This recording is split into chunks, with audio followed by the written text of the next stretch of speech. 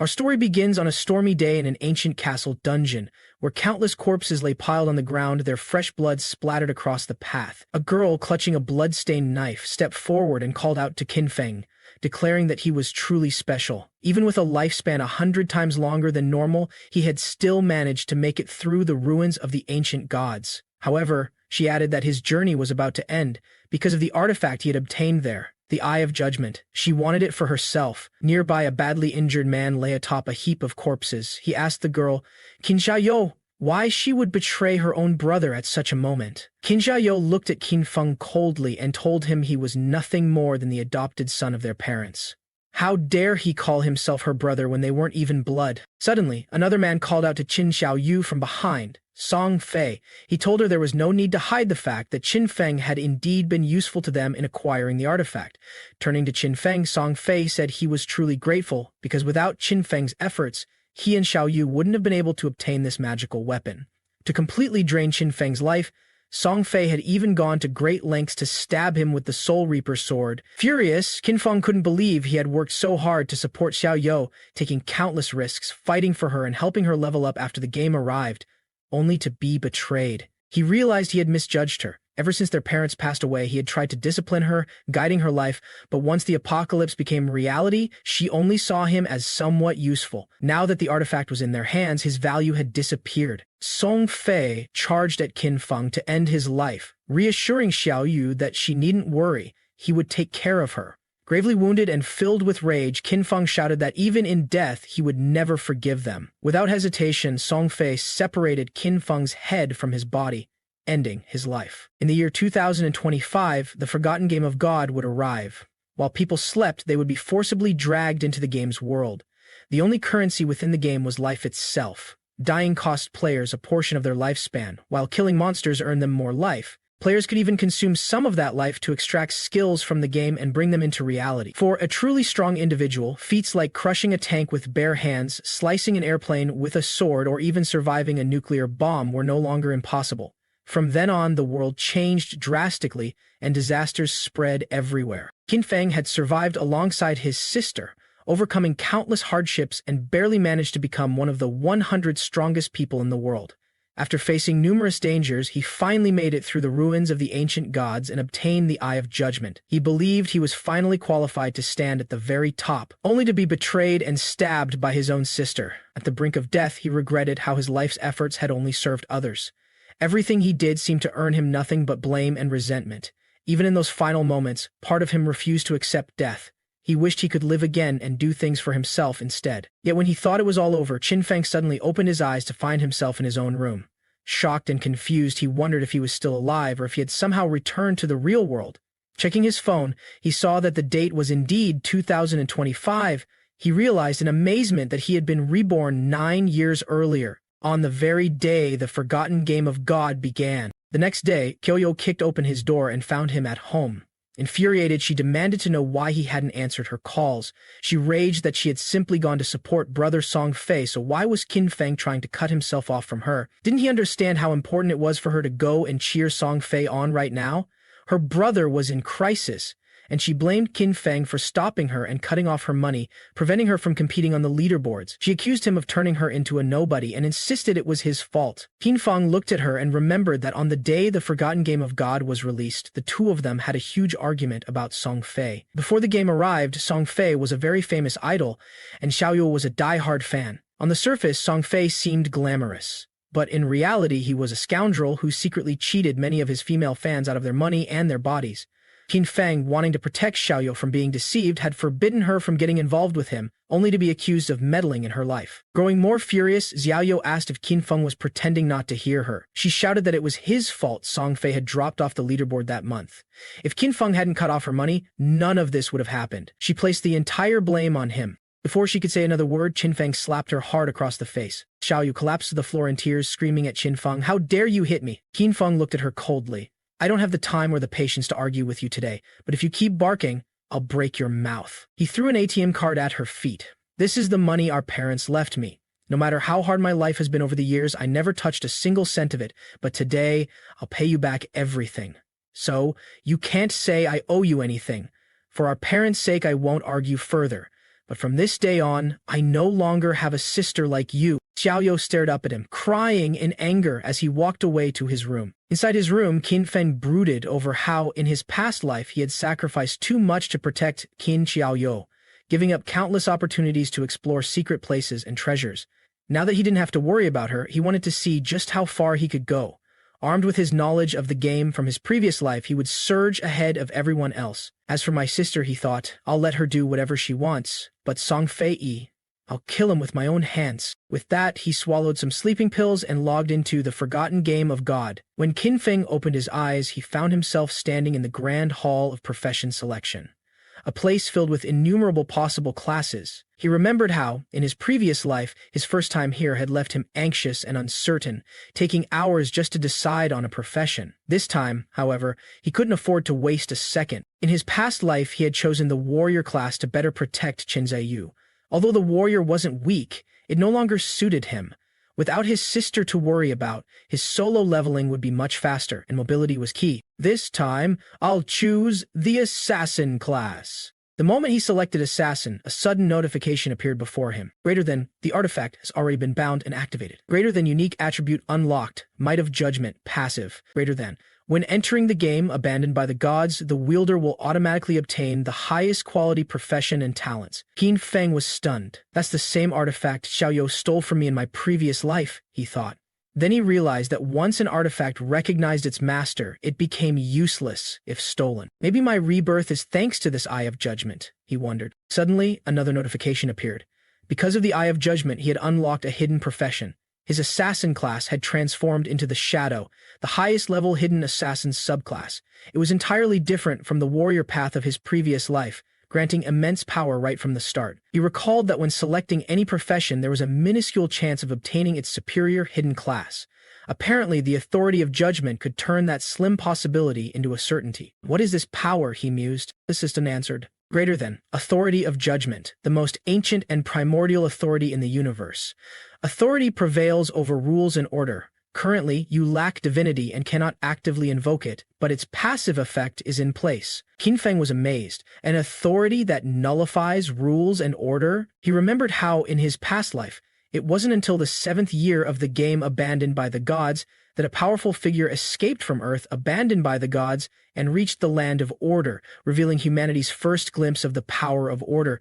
Yet even then, no one had ever truly obtained it. And now, he already possessed the original authority, capable of nullifying rules and order. If I can leave Earth abandoned by the gods and reach the land of order, I'll be able to gain divinity and fully activate my authority. Having completed his profession choice, Qin Feng needed a username. Since my profession was born in the shadows, he thought, I'll simply call myself Shadow. The system's explanation flashed before him as he prepared to enter Earth abandoned by the gods. This is a ruined land teeming with monsters ready to devour you and steal your life at any moment.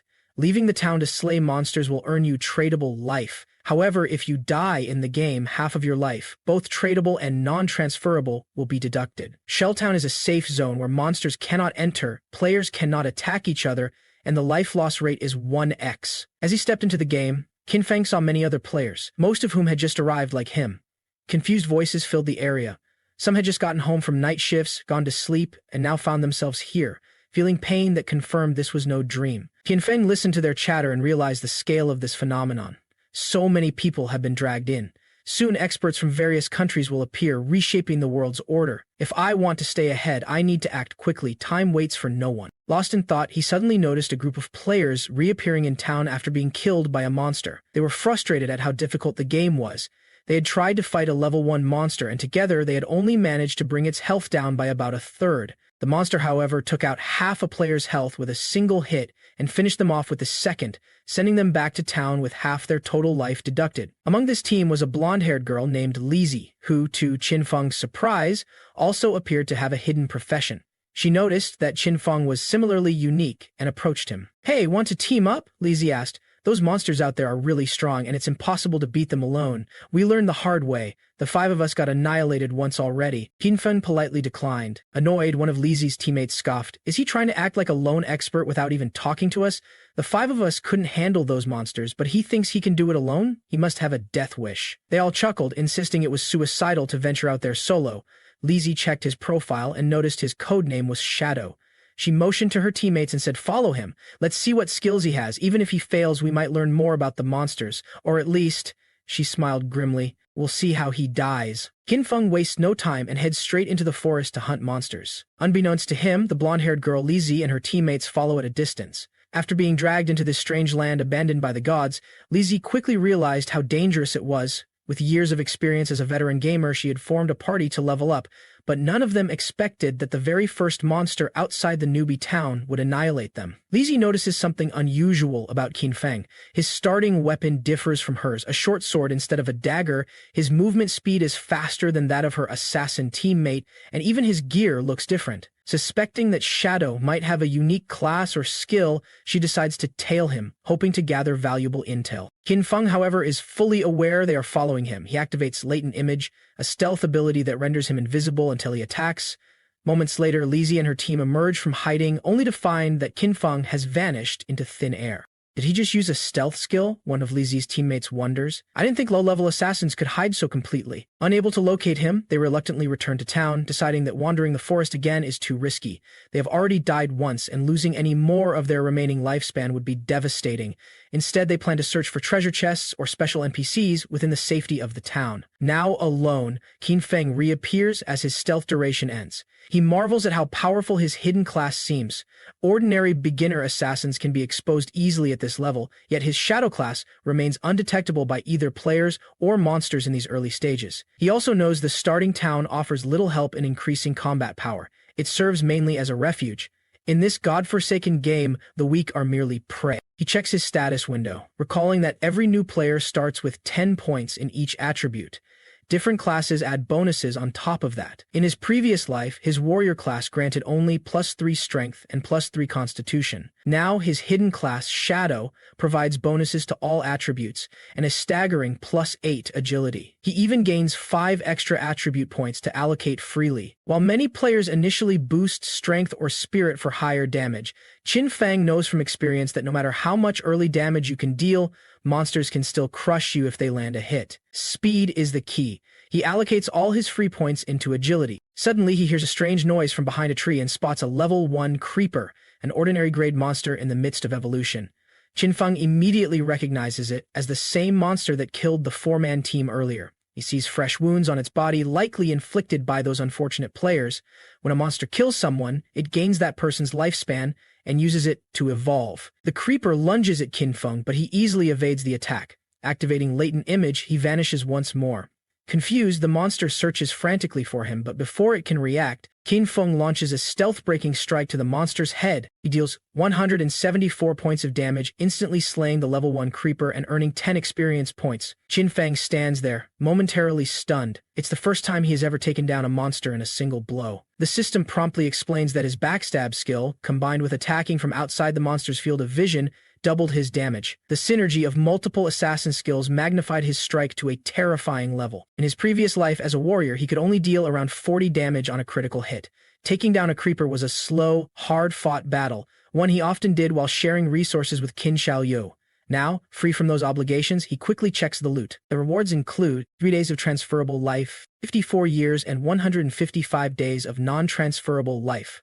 He's a bit puzzled at the relatively small total, given that the creeper likely absorbed over 100 years from the players it killed.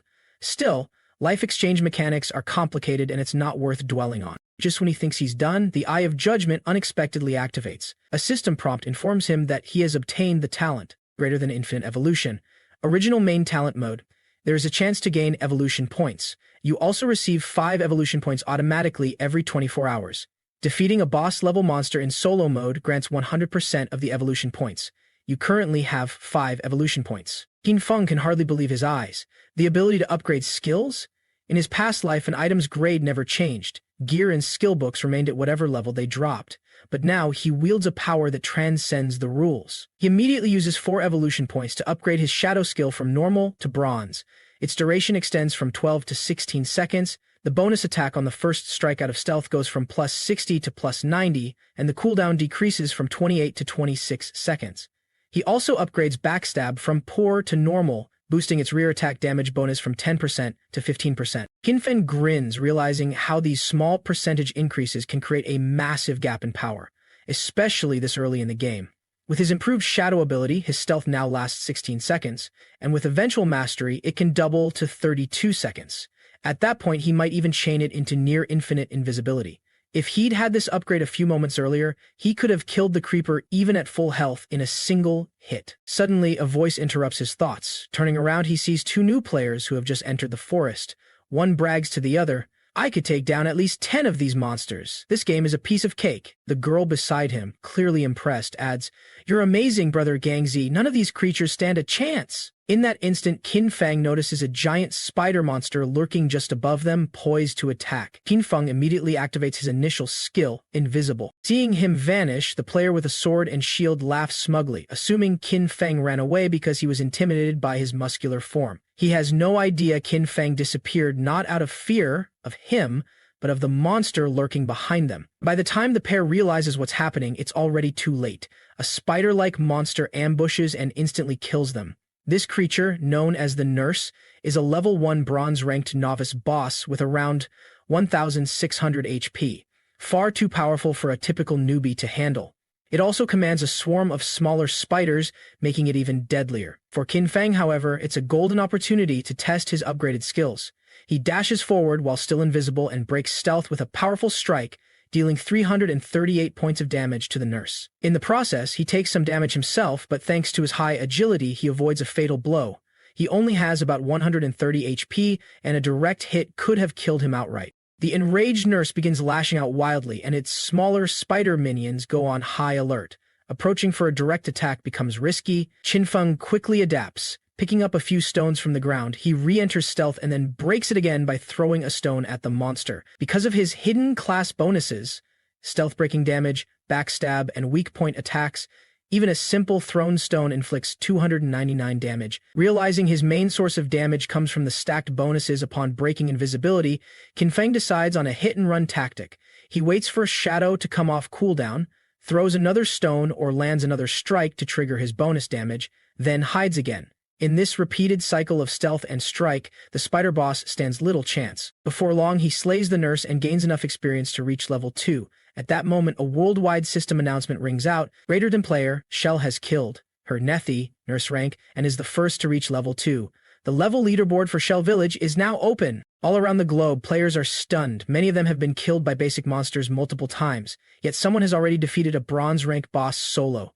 The blonde-haired girl, Lizzie, and her teammates, still in disbelief, realize it must be the same shadow who refused to join them. Meanwhile, the warrior who was just slain by the spider also sees the announcement, wondering who on earth this shadow could be. His companion recalls the invisible assassin they encountered and suspects it might be him. Back in the forest, Qin Feng surveys the aftermath. He earned 300 experience points, enough to reach level 2, along with 2 evolution points and 1 reputation point for opening the Shell Village leaderboard. Unfortunately, once the boss died, the smaller spiders fled, so he missed out on extra kills and experience. He gathers his loot, which includes 46 days of transferable life, Hand of Avarice, Koryo Dagger, plus 35 attack power, plus 4 agility, Volume 1. Qin Feng is especially excited about Ivahang, an assassin-exclusive skill, allowing him to use it on monster corpses with a 20% chance to receive extra loot. He recalls, in his past life, a guild member with this ability became incredibly popular, and always traveled with bodyguards because everyone wanted the bonus drops. Even a 20% chance is already significant, but then Qin Feng remembers his infinite evolution talent. If he can upgrade, quote, Hand of Avarice, he might eventually boost not only the success rate, but also the quantity of loot. Grinning at the possibilities, Qin Feng realizes he has truly stepped onto a path that transcends ordinary limits. Meanwhile, in the real world, Xiaoyou arrives at school, still furious about what happened the previous day. One of her friends asks if she's going to call her brother and apologize, mentioning that they skipped an exam the day before just to secretly cheer on Song Fei. Her friend assumes Qin Feng must be really angry about it. Xiaoyou, however, snaps back. "I didn't do anything wrong. Why should I apologize? If it weren't for him, we wouldn't have almost missed the entrance time yesterday.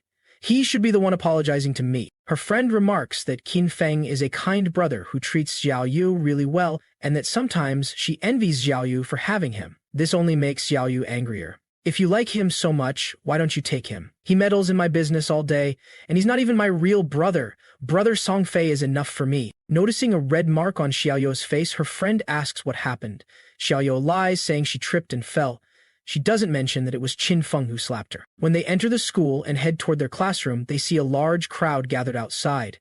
Inside, one of their classmates, Zhang Wei, is asleep at his desk, and his entire body has become semi-temper barred. Xiaoyou's friend asks another student what's wrong with him. The classmate replies that Zhang Wei said he wanted to take a nap, and after a moment he turned into this phantom-like state. Another student chimes in, saying this phenomenon isn't isolated. Videos are all over the internet. It seems that people worldwide are experiencing the same thing. Falling asleep causes them to enter a semi-panic state. The experts have no explanation yet. Alarmed, Aoyo's friend grabs her phone to warn her parents. Then she suggests that Aoyo call her brother just to be safe. Aoyo, however, scoffs. A guy like him, it'd be better if he just dropped dead inside the game. Meanwhile, Qin Feng successfully upgrades from bronze to gold. Its chance of obtaining extra loot from monster corpses rises from 20% to a staggering 70%. Testing it on a fresh kill, he activates Hand of Avarice and gains 2 evolution points, plus 46 days of transferable lifespan. Delighted, he sees he now has enough points to push 3, at which point it will grant a 100% chance of extra loot. Time in the real world keeps passing, and Qin Feng knows the governments must already be scrambling to understand what's happening. More people will soon flood into this game. Before that happens, he intends to race ahead in power. He equips his bronze-grade corrosion dagger, plus 35 attack, plus 4 agility, and reminds himself that before long, everyone will realize that skills and equipment from the game can be extracted into reality, provided 2 conditions are met. 1. Reaching level 10. 2. Having enough tradable lifespan. Killing weak monsters is too time-consuming for his goals. If he wants to accumulate tradable lifespan quickly, he needs to hunt stronger bosses. As he ventures deeper into the forest, he hears the sounds of battle. Approaching quietly, he sees a party of players engaged with a level 2 sprint predator, another boss monster. He's surprised to spot Wang Meng among them. In his previous life, there were many rumors about Wang Meng assembling an entire team of hidden class players right after entering the Forsaken game. 6 of them in total. Wang Meng's hidden class, Holy Shield Warrior, double the base stats of a regular warrior. An innate invincibility skill. H-class hidden profession, double the spell damage of a regular mage. Built-in skill, Prophetic Fireball. Archer class hidden profession, double the stats of a regular archer. Built-in skill, Rapid Shot. Priest class, hidden profession, the Royal Priests, double the healing power of a regular priest. Starts with a group healing skill. Despite their remarkable classes, the Sprint Predator remains difficult to handle because of its high speed. Their ranged attacks keep missing, and Wang Meng shouts for the healers to keep him alive while the others slowly chip away at the boss's health. From his hidden vantage point, Qin Feng muses that Wang Meng is certainly optimistic. Even a team of hidden class players can struggle if they don't account for a monster's speed. Wang Meng forgot one crucial detail about fighting in the wilds. When battles drag on, more monsters are attracted by the noise. Just as Qin Feng predicted, another monster appears, a level 2 Corruptor, a regular monster covered in dark brown sludge with long-range attacks. One of Wang Meng's teammates wields a huge sword and rushes over to support him. Qin Feng notices this person also has a hidden class he hasn't seen before. Even so, the Corruptor's defense is too high and the sword wielder only manages 33 damage. The monster spits out some kind of sticky liquid that slows their movement. Another Corruptor attacks the team's mage, who runs for her life, crying out for help. Qin Feng, watching silently, decides to step in. He kills the monster, chasing the mage with a single blow, stunning everyone present. The mage, still trembling, wonders who saved her. Even the sword wielder, who dealt only 33 damage, can't believe his eyes. After all, defeating a simple level 1 crawler normally takes his team 10 seconds of concentrated effort, yet a level 2 Corruptor just got 1 shot. "Did you see who did that?" he asks the mage, who shakes her head. Wang Meng shouts for everyone not to get distracted and to keep attacking the other monsters. Meanwhile, Qin Feng swiftly finishes off another Corruptor. By slaying 2 level 2 Corruptors, he gains 40 EXP and 1 evolution point, plus a common grade skill book, and 8 days of tradable lifespan. Reading the skill description for Venom Dart, Qin Feng sees it's a mid-range poison attack, which is very useful for him. He immediately evolves the skill to silver rank. Greater than, throw a poison dart up to 14 meters away, dealing 120 attack damage and inflicting venom. Greater than venom deals 50% continuous damage per second for 5 seconds. Non-stackable. Greater than cooldown, 5 seconds. Greater than requirement, level 2. As Qin Feng checks his new skill, the sprint predator suddenly charges at Wang Meng. Wang Meng blocks the first strike with his holy shield, unaware that the monster's real attack is a feint. The sprint predator slips past his guard, seriously injuring him. The healers can't keep up with his rapidly dropping health, and Wang Meng yells at his team to run. In that moment, Qin Feng uses by hurling his dagger at the monster, dealing a colossal 845 damage, instantly cutting the boss's HP in half. The sprint predator releases Wang Meng and flings him aside. Its HP keeps dropping due to the venom effect, taking 324 damage per second for 5 seconds, ultimately killing it. Because Qin Feng dealt over 90% of the damage, the loot automatically goes to him. Greater than player has slain. Sprint Predator, he gains 600 EXP, enough to reach level 3, plus 2 evolution points and 55 days of tradable lifespan. Qin Feng realizes the monster's continuous poison damage also triggers his class's passive abilities. With stealth, he can remain invisible and keep throwing darts indefinitely. Nothing in the early or mid-game can stop him now. After the battle, Wang Meng sits on the ground, stunned. That damage. Is he even human? Suddenly he notices the loot glow around the monster's corpse disappearing. Struggling to his feet, he thanks Qin Feng for saving his life and asks for his name. Qin Feng simply responds with a warning. In the wild, don't trust people too easily. Wang Meng, grateful, introduces himself in return.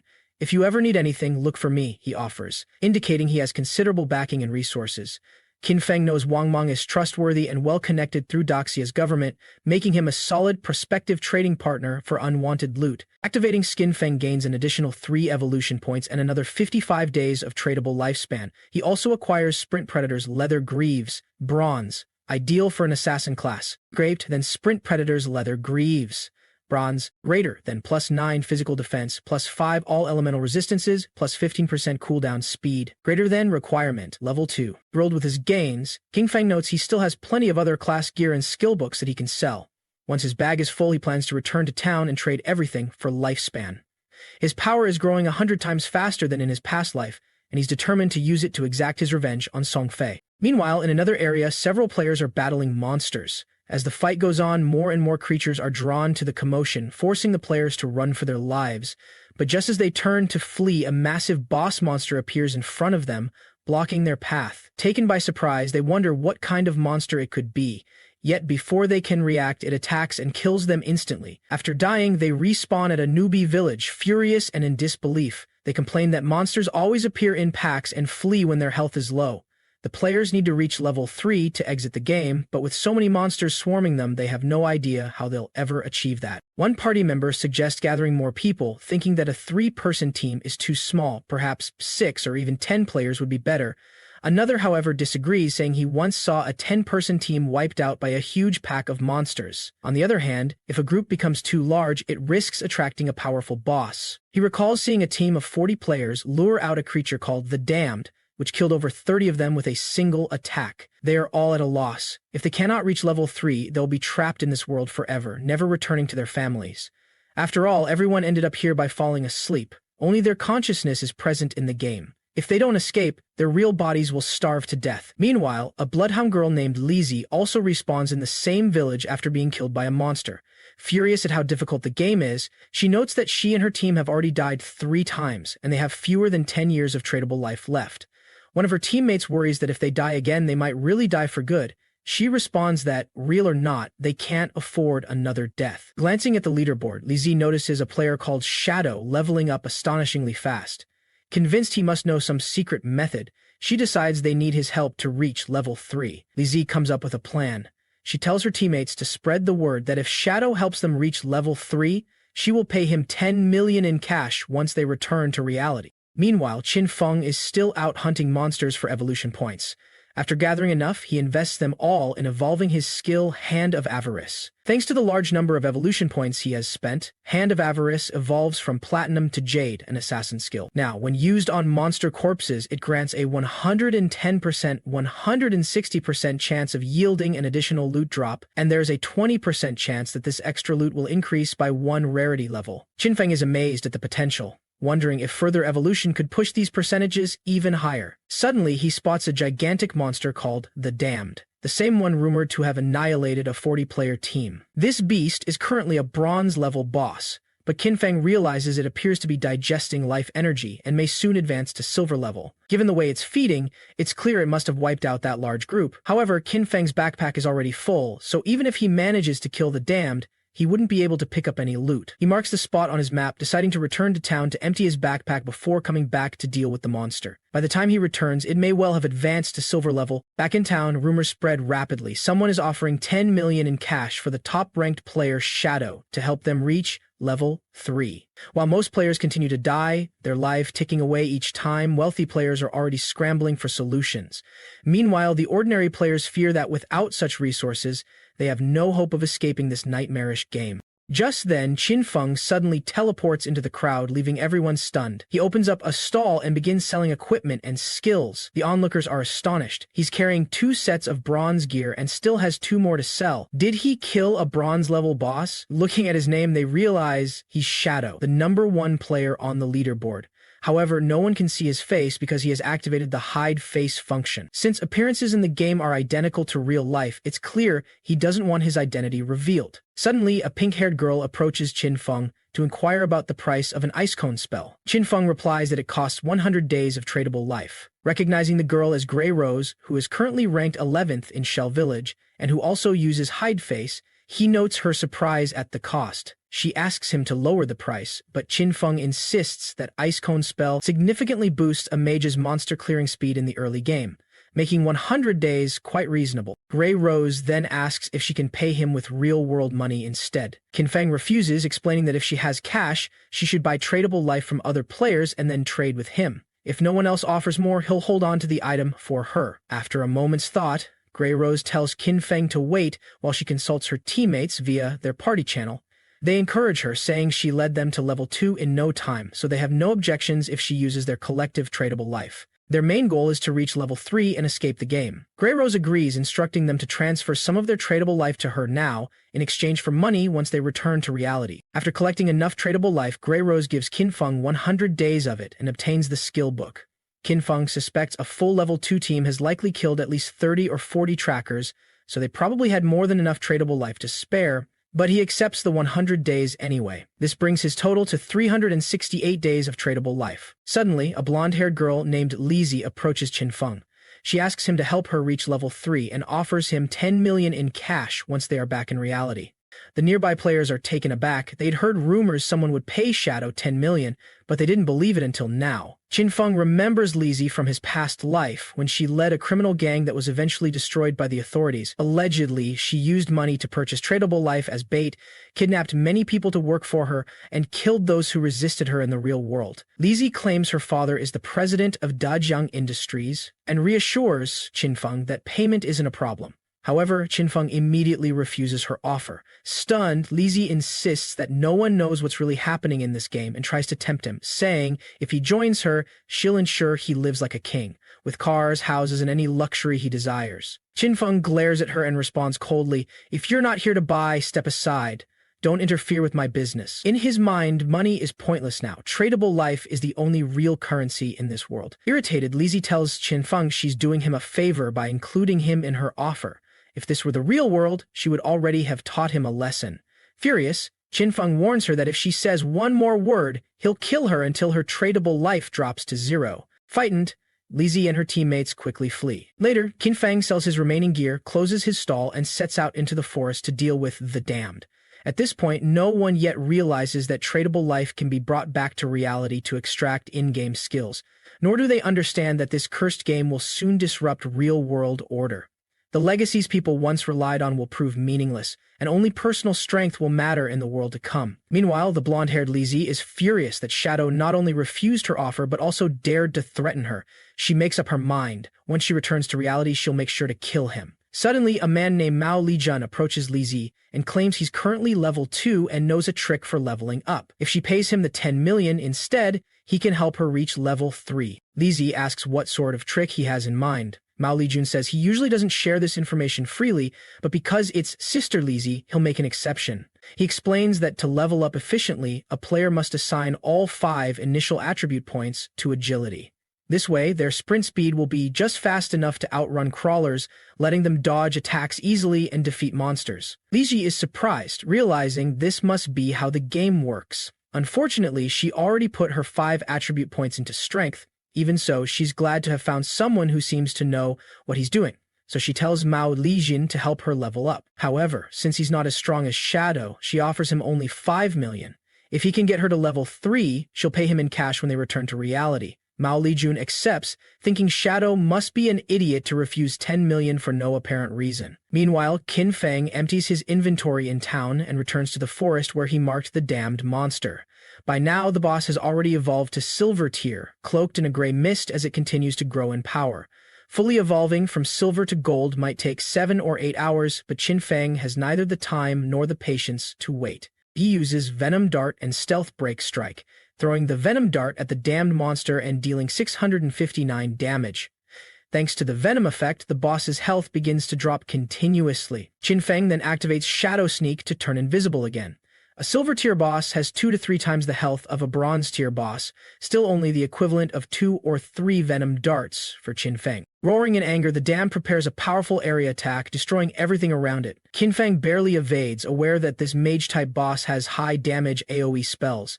After using Venom Dart, he immediately retreated, staying just outside its attack range. One direct hit would kill him outright, given his current HP and defense. Sensing his presence, the boss hurls another attack in Qin Feng's general direction. He sprints away, dodging while waiting for stealth cooldown to end, planning to strike again during a brief lull.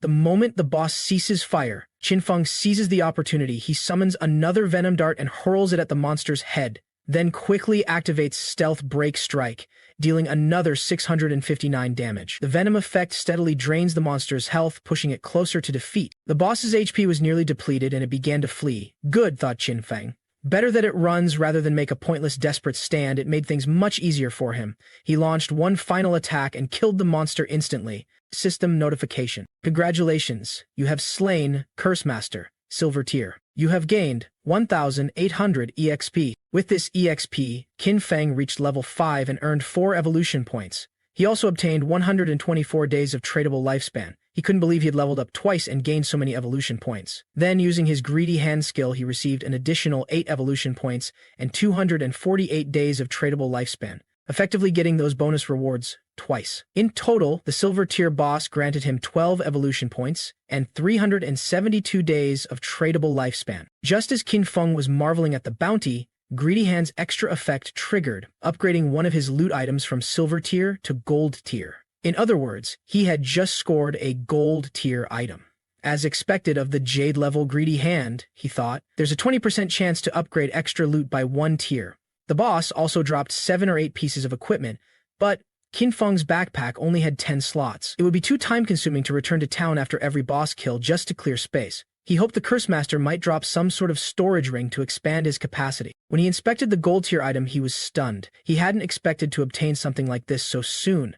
Scene shift to the town. Wang Meng's team successfully returned, alive and at level 3. The group thanked Wang Meng for his help, saying they managed to survive and level up thanks to his leadership. Wang Meng, however, credited everyone's hard work and encouraged them to keep it up in the days ahead. A mage girl in the team blushed, lamenting that she hadn't added that big shot as a friend when she had the chance. She assumed it was because she looked muddy and disheveled, and he must have been put off. Another teammate teased her, saying that if she had been wearing the gear they just found, maybe he would have added her. Just then, the leaderboard refreshed, showing that Shadow had reached level 5. The other players were shocked to see him jump directly from level 3 to level 5 in such a short time. Did he kill some insanely powerful boss, they wondered? After all, they had seen him selling equipment only about 10 minutes ago. How could he gain 2 levels so quickly? One player joked that his sister was 18 this year, hoping Shadow might take a liking to her so he could benefit and get some help leveling up. Wang Meng's teammates were also amazed. They had just hit level 3 themselves, and now this guy was already at level 5. How are we supposed to compete with that? But Wang Meng urged them not to dwell on it, reminding them their top priority was to return to reality and warn their families and friends about this cursed game.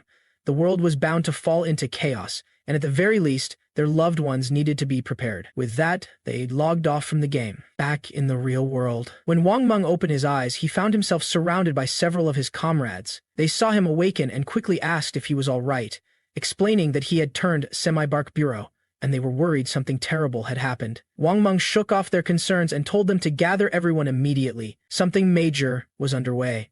Meanwhile, Xiaoyu successfully logs into the godforsaken game and is amazed by how realistic it looks. Even more exciting, she has unlocked a hidden class, Priestess of Life.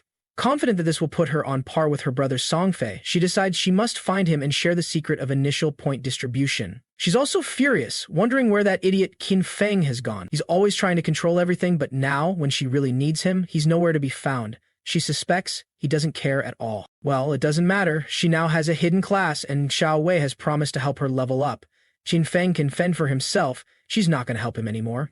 Just then, Xiaoyu notices the leaderboard, which shows that someone named Shadow is ranked number 1 and already at level 6. Xiaoyu is astonished. Xiaoyu is only level 3, yet he brags about how powerful he is. It seems Shadow is the true expert. If she could team up with him, she would definitely level up faster than with Zhang Wei. The only problem is that she has no idea where to find this top player. At that moment, she overhears a group of players complaining. One of their team members, their main healer, is missing and not responding. They're out of time and can't fight monsters without a healer.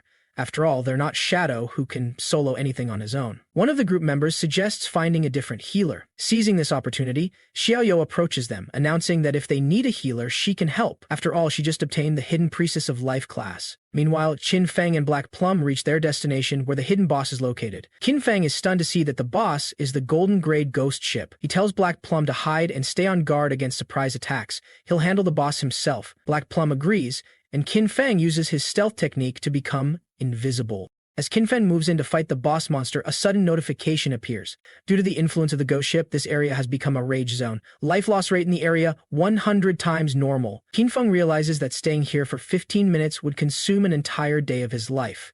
Still, he's not too worried. His priority is to defeat the ghost ship and grab the rare drop before time runs out. Fortunately, there are 45 minutes left on the timer, more than enough in his view. Without wasting any time, he uses Instant Cut on the ghost ship, dealing 549 damage. Then he throws a poisoned dart at the bell hanging from the ship's bow, inflicting 621 damage. Because of the poison, the boss continues to lose 207 HP over time from his past life knowledge. Qin Feng knows the ghost ship has tricky mechanics. 1. Most players don't realize its weak point is not the skeleton or hull, but the phantom fire bell on the bow. 2. When its weak spot is attacked, the ghost ship controls surrounding waters to launch a massive area attack, water jet, which deals extremely high damage. In the early stages, only a warrior with a full set of silver equipment can withstand it. Fortunately, Shadow class agility is high enough for Qin Feng to dodge. After the area attack, the boss summons 12 rotten aquatic ghosts onto the field. Each ghost is as strong as a silver-grade boss. They'll attack frantically, and most teams would fall apart at this point. Worse, every 3 minutes the ghost ship summons another batch of these ghosts. Left unchecked, their numbers become overwhelming, eventually spelling doom for most players' equipment. For Qin Feng, however, invisibility solves a lot of problems. The ghosts can't detect him, so he only needs to find the right angle to take them all out at once. He uses Instant Cut repeatedly and kills the rotten aquatic ghosts with ease. From the hill above, Black Plum watches in disbelief. She cannot believe this is the Shadow, the number 1 player on the leaderboard. He's too strong, appearing and disappearing like a ghost himself. The boss has already lost a third of its HP and can't seem to fight back at all. Suddenly, Qin Feng calls out to Black Plum, telling her he's about to die. He instructs her to wait for his revival. Shocked and confused, she asks why. Isn't he at a clear advantage? Meanwhile, the group of thugs who had previously been killed by Qin Feng are back for revenge. Their leader is furious at having been humiliated by a baby healer. One of his men reports that they've located the woman Black Plum standing on a cliff. That damn Shadow is down below, fighting the boss alone. The leader gathers his henchmen, bragging that this time he has backup. He plans to take Shadow down and get revenge. Back at the fight, Qin Feng has reached the most dangerous part. Once the Golden Grade ghost ship's HP drops to half, it unleashes a wide-range soul wave that immobilizes its target for 5 seconds. Unable to dodge, Qin Feng has no choice but to die. In doing so, he loses 326 non-tradable years of life and 1,087 tradable life days. From the cliff, the thug's boss, named Deepak, or she, Go, as he declares himself, bursts out laughing. He mocks Qin Feng for thinking he could take on a gold-grade boss alone just because people call him an expert. One of the henchmen then spots a massive life orb on the ground where Qin Feng died. They can't believe how loaded Shadow is. That orb must be worth hundreds of days of life. The thug's boss orders his men to finish off the ghost ship. It only has half its HP left, so they can take it down and claim the life he dropped. He sneers that Shadow deserves his fate. Today, Hishigo will feast on the spoils of a rich player. Before they can approach the Golden Grade ghost ship, however, the sky suddenly clears and a bright light appears in front of them, catching everyone by surprise. And in the next moment, when they open their eyes, they find themselves back in the starting town. They're furious, unable to believe how powerful that boss is. How did Shadow manage to get it down to half head? It's ridiculous. They entered the swamp and were instantly killed by the water pillar and swarmed by small mobs. Their leader refuses to accept this outcome. He tells his men, "Let's go back again." Meanwhile, Qin Feng has returned to the Golden Ghost ship boss's location after being killed. He approaches to retrieve the loot he dropped upon dying, but to his surprise, he sees even more lifespan light orbs than he expected. He asks Black Plum why there are so many. She explains that a group of players came charging in, made a lot of noise, and were instantly wiped out by the water column. Qin Feng smiles, thinking they overestimated their capabilities. He recalls how, in his previous life, he also suffered at the hands of the Ghost Ship. He knows the Golden Ghost Ship will only use its immobilization skill once. After that, it's relatively easier to handle. When its HP falls below half, there's a chance it will disappear and reappear far away, which can be a big problem for normal players. But for Qin Feng, it isn't difficult at all. He throws another poison dart at the bell on the ghost ship's bow, dealing damage. The boss retaliates with another skill, but Qin Feng has long since memorized its movement patterns. He rushes forward and activates Instant Shadow Slash. Just then, the group of thugs returns and sees that Qin Feng is fighting the boss again. The thugs' boss tells his men to look for a chance to eliminate both Qin Feng and Black Plum. From a distance, Black Plum notices them and realizes they're about to cause trouble for the expert again. She can't let them ruin Qin Feng's fight, so she uses a lightning spell to strike the thug's boss. Enraged, the boss demands to know who attacked him. One of his men points to Black Plum and says she cast the spell. Furious, the boss orders his men to capture and kill her. Black Plum starts running, calling out for help. At the same time, another group of players is hiding behind some trees, waiting to let Qin Feng wear down the Golden Goat ship so they can steal the loot afterward. Meanwhile, Qin Feng is close to finishing off the Golden Grade Ghost ship. Although it's only level 5, it's still tough to kill solo and his damage isn't very high. The prolonged fight has attracted many onlookers. A group stands on the cliff, the same people who died earlier, and another group lurks near the swamp, waiting for him to finish off the boss so they can ambush him. With one final strike, Qin Feng kills the Golden Ghost ship boss. He gains 4,800 EXP, which levels him up to level 8, and he earns 7 evolution points plus 216 tradable days of lifespan. Because he's the first in the server to kill a gold-grade boss, he also receives 3 reputation points. Players around the world can't believe someone has already taken down a gold boss, especially when most of them are still struggling with bronze bosses. Wang Meng also hears the announcement and is stunned. Not long ago, Shadow was soloing a bronze boss. Now, he's already killed a gold boss by himself. Wang Meng wonders why the gap between Shadow and the rest of them is so huge. Yao Yo is equally astonished, thinking, Shadow really is the strongest. If he can carry me while leveling up, I'll be able to see Brother Songfei in no time. Back at the boss's location, the Golden Ghost ship drops 3 pieces of golden rank equipment and several silver rank items. The group hiding behind the trees sees the loot and can't believe how much the boss dropped. They also notice that Shadow has vanished. He must be using invisibility. One of them, Ah Guang, has an anti-invisibility skill called Phantom Horned Eagle. The group's leader tells him to find and kill Shadow before he can claim the loot. However, Qin Feng's assassin class has a built-in +1 invisibility level, so a level 1 anti-invisibility skill isn't enough to detect him. After failing to spot Qin Feng, Ah Guang tells his boss that Shadow must have run off when he saw so many enemies. The leader grins and says, "Let's guard the loot until it becomes free for anyone to pick up in 5 minutes. We'll grab it all." Qin Feng, still invisible, overheard their conversation. Without hesitation, he activated Instant Slash and swiftly eliminated the players. After finishing them off, he glanced around the area trying to see where Black Plum had run off to, but decides he'll look for her later.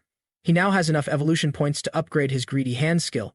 He wants to strengthen it before picking up the loot. Using all his points, he upgrades Greedy Hand to Epic Grade. The chance of obtaining extra loot from monsters increases from 220% to 300%, and the extra loot is guaranteed to be 1 tier higher than normal. Pleased with his 100% chance to get higher tier items, Qin Feng gathers all the scattered lifespan orbs and activates Greedy Hand. He gains 21 more evolution points and 646 tradable lifespan days. He also obtains 2 special items, Ghostfire Bells. Qinfeng is astonished. He can't believe he actually scored 2 Ghostfire bells. These special items prevent the wearer from losing lifespan when killed and have a 1,800-second cooldown. They also have a soul absorb passive effect. When killing monsters, the dropped lifespan increases by 20%. Having 2 Ghostfire bells at the same time doubles this effect. Additionally, they come with an active skill, Soul Shock, which immobilizes all enemies within a 100-meter radius for 3 seconds with a 600-second cooldown. Overjoyed, Qinfeng notes that Ghostfire bells aren't considered equipment, so they don't occupy armor or accessory slots. Both bells only take up 1 slot in his inventory. Just then, he hears Black Plum calling out for help through the party channel. Qinfeng immediately asks her where she is.